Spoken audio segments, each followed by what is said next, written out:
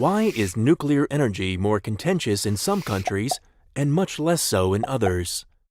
Why have some countries never built nuclear plants or have decided to phase out, while others build new reactors?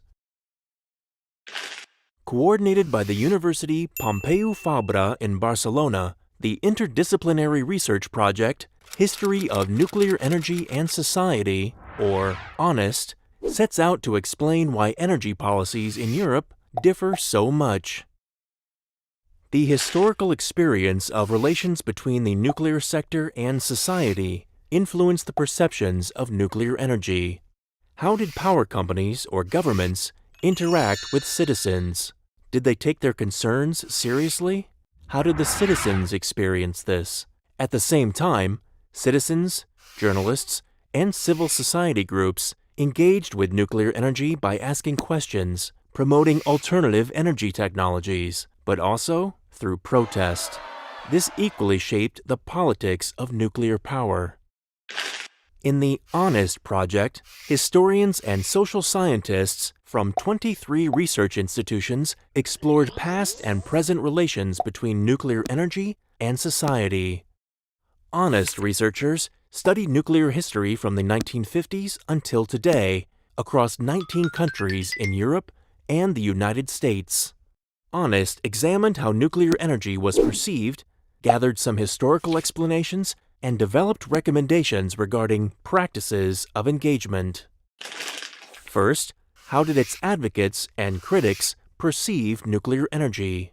Interestingly, the kinds of risks and benefits citizens associated with nuclear power were very similar across countries. Citizens were concerned about health, safety, the environment, and the cost of nuclear energy. Over time, these perceptions also changed in a similar manner. Until about the 1970s, few citizens worried about nuclear risks, but increasingly highlighted them in the 1970s and 1980s. Since the 1990s, these worries decreased. Until very recently, citizens perceived nuclear power as economically beneficial. Despite the similarities between countries, the level of controversy about nuclear energy, however, differs strongly. What are the historical reasons for this? The size of the country's economy mattered.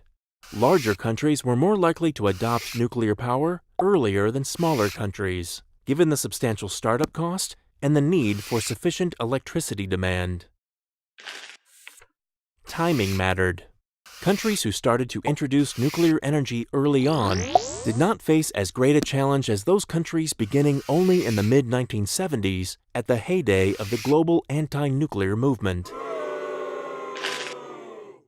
National pride and the link to national defense and national technological prowess, as well as concerns about national energy independence, usually translated into support for nuclear energy. However, recent memories of dictatorship, for example in Spain or West Germany, contributed to a more critical view of nuclear power. But throughout post-communist Central and Eastern Europe, this does not equally apply. Nuclear accidents mattered greatly for relations with society, but not as much as commonly assumed. The impact was mainly short-term and often coincidental. In Italy, for example, referendums were held shortly after Chernobyl and Fukushima. In Sweden, in the wake of Chernobyl, the government planned to accelerate the phase-out. A few years later, though, it was postponed again. In post-Soviet Eastern Europe, governments invoked a national interest in nuclear power to ensure energy independence. The post-Chernobyl critique was soon overturned. The research also offers lessons for effective engagement practice. Engagement involves participation and deliberation. Public inquiries and national referenda enable dialogues with genuine reciprocity from decision-makers on nuclear energy and its future. By contrast, the standard government and industry practice of public consultations are less open to citizens' concerns and viewpoints, and thus unlikely to earn trust in society. These findings suggest that a more inclusive and open dialogue is crucial for future engagement between nuclear energy and society. Nuclear issues will stay on the agenda, and Honest's research has shown that eye-level participation is key for creating societal consensus in future energy decisions.